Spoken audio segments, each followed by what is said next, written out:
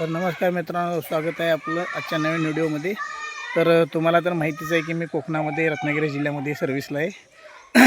तर तुम्ही जे म्हणताय ना की कोकणामध्ये नारळ वगैरे फ्री मिळते, हे मिळते, तसं काही नाही। तुम्ही पाहू शकता नारळाची झाडं, हे पाहू शकता तुम्ही, सुंदर असा परिसर, डोंगर, आणि या डोंगरावरती सुद्धा लोक राहतात। लोकवस्ती या डोंगराच्या वरती सुद्धा आहे आणि लोक पाय ज्याला आपण म्हणतो घाटाच्या वरी, म्हणजे घाटाच्या वरती म्हणतात आपल्या पायरस्ता, तर लोक ह्या डोंगराच्या पायरस्त्याने डोंगरावरती चढत असतात। तर तुम्ही हे पाहू शकता, कोकणातील तुम्हाला मी घरे दाखवतो कसे असतात। तर हे पहा, संपूर्ण कौलाची घरं, कारण इथं पाऊसच इतका पडतो की स्लॅब, कसलेही स्लॅब जर टाकलं तर स्लॅबच्या आतमधून घरामध्ये पाणी येत असतं।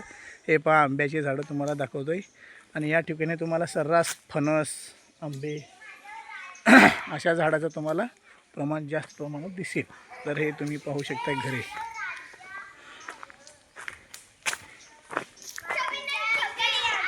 हे अशा प्रकारचे कोकणामध्ये घरे असतात, कौलाचे पूर्ण। हे पहा, इथं बुजगावून लावले बघा, कारण या ठिकाणी संध्याकाळी वाघ वगैरे फिरतात, त्यांना दिशाभूल करण्यासाठी किंवा त्यांना घाबरण्यासाठी असे बुजगावून या ठिकाणी उभा केलेला दिसते का। हे अशा पद्धतीने सुंदर असा परिसर आहे।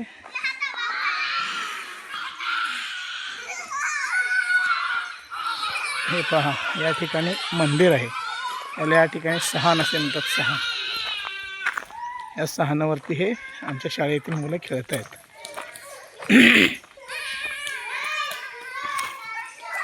तर चला, तुम्हाला मी यानंतर पुढच्या व्हिडिओमध्ये अजून नवनवीन माहिती सांगत जाईल। ओके, धन्यवाद।